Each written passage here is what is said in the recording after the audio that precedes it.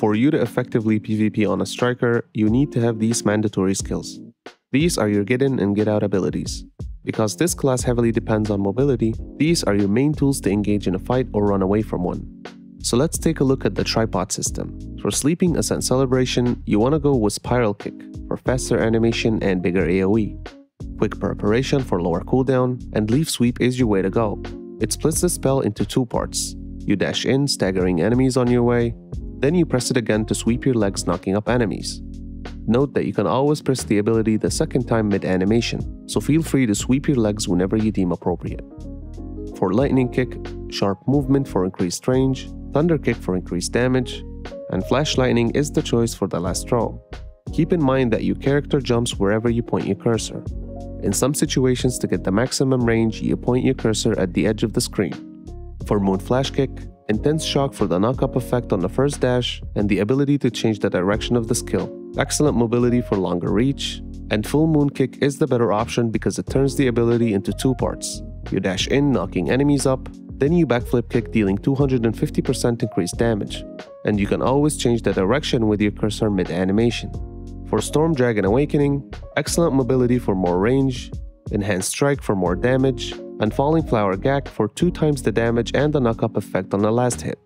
Note that you can always change the direction of the spell mid-combo by moving your cursor. For Esoteric Skill Lightning Tiger Strike, you either go with single hit for more damage in 1v1 situations, or Quick Preparation for lower cooldown. Tenacity to make the ability a SuperArmor ability, which means you cannot get knocked while casting it. And for the last option, you can go with the common choice, which is Consecutive Kick, which turns the skill into a combo skill, meaning you can press it a second time.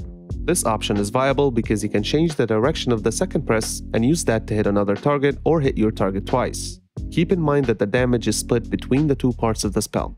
Charged Kick is the less common option, but the one that gives a higher damage output. You charge the spell for 1.5 seconds before releasing it, dashing 1 time in the direction you're facing. Note that you can always change the direction while hold charging the spell. Also note that you don't have to hold the spell for the whole 1.5 seconds, as the damage output does not increase if you hold the spell for more than 1 second. The remaining half a second is there for convenience, and does not make the spell deal more damage. For the rest of the skills, you want to spec into a stun spell, a combo spell, and Lightning's Whisper. For your stun ability, you have 2 options: Berserk Circle, which deals more damage, or Phoenix Advent, which gives you more mobility. For Berserk Circle, White Strike for increased AoE, Upright for much faster animation on both parts of the ability, and Glacial Explosion for the stun effect on the cast of the skill and the increased damage on delayed explosion. Note that Glacial Explosion increases the cooldown by 6 seconds. For Phoenix Advent, White Strike for increased AoE, Freeze Effect for the stun effect, and Nimble Movement for increased range and faster animation. For your combo ability, Sweeping Kick is your best bet, and here's how to build it.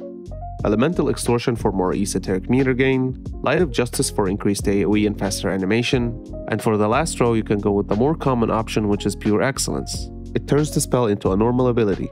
The striker charges for 1 second before delivering 1 kick that deals 150% increased damage and a knockback. Note that the charge cannot be cancelled once started, which could be punishing in some situations if you get caught while charging, especially with the 30% increased damage taken effect of Pure Excellence. Or you can go with the less common option and my personal preference, Exaggerated Ability, which adds 1 more combo with a knockdown effect to the skill but deals less damage overall. Note that you can also change the direction of this skill mid-combo if you spec into Exaggerated Ability.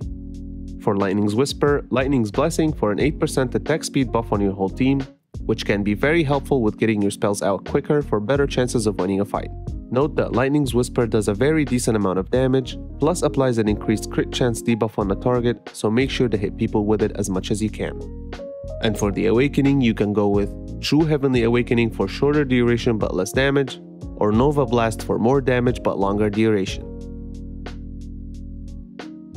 Know that the first hit of True Heavenly Awakening only staggers the enemy, but the second hit, however, knocks them up. While Nova's Blast first hit also staggers, it is followed by 3 hits with a knock-up effect. Moving on to the PvP stats. 750 in Swiftness for quicker animation and lower cooldown, 249 in Domination for more damage on staggered or knocked enemies, and 1 point in crit for the low chance that your abilities do critical damage.